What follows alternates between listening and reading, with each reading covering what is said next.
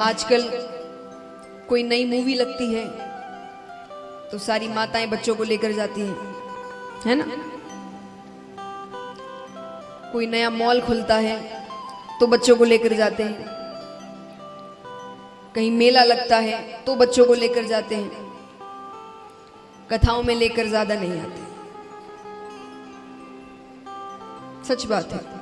और मान लीजिए किसी कथा में जाने के लिए माता पिता तैयार हो रहे हैं और जो रिश्तेदार इत्यादि है जो साथ जा रहे हैं वो खुद ही पूछ ले कि भाई ये बच्चा तो कुछ कहता नहीं, उससे पहले माता पिता कहते ये जाकर क्या करेगा, बोर हो जाएगा।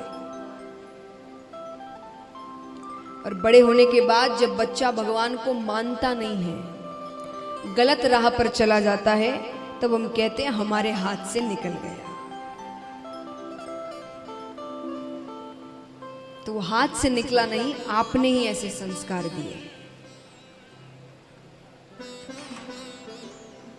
वो बच्चा जिसने कभी कथा नहीं सुनी पर वो आपकी एक लाइन सुनकर जीवन भर ये मान लेता है कि कथा यानी एक ऐसी जगह जहां जाकर मैं बोर हो जाऊंगा, फिर वो जीवन भर उस कथा से दूर भागता है।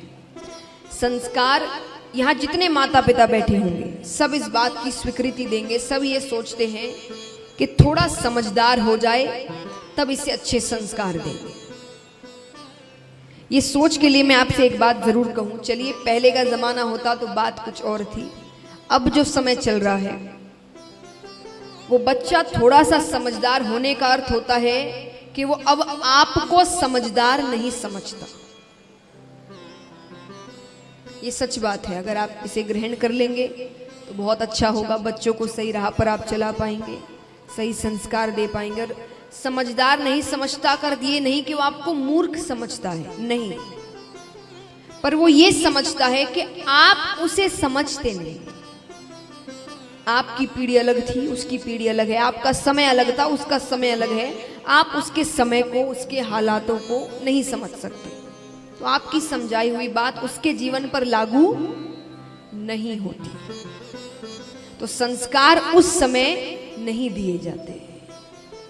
संस्कार तब दिए जाते हैं जब वो पूरी तरीके से आप पर निर्भर होता है, जब वो बहुत छोटा होता है, जब उसे अगर आप ये कह दे कि झूठ बोलने से नाक लंबी हो जाती है और वो उस बात को सच मानता है, उस समय आपको उसे संस्कार देने हैं, क्योंकि उस समय आपकी कही हर बात उसे जीवन भर याद रहेगी।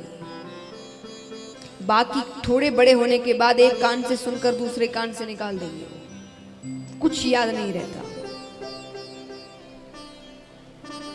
अर्थ ये नहीं कि आप बच्चों को घुमाएं ना, पिक्चर ना दिखाएं, मॉल ना घुमाएं, जरूर करिए, सब करिए, पर जैसे आपने हर चीज को इतना महत्व देकर रखा है, जैसे अब एक बात बताइए, हफ्ते में ऐसा कौन सा दिन है जिसको घूमने का दिन माना गया है?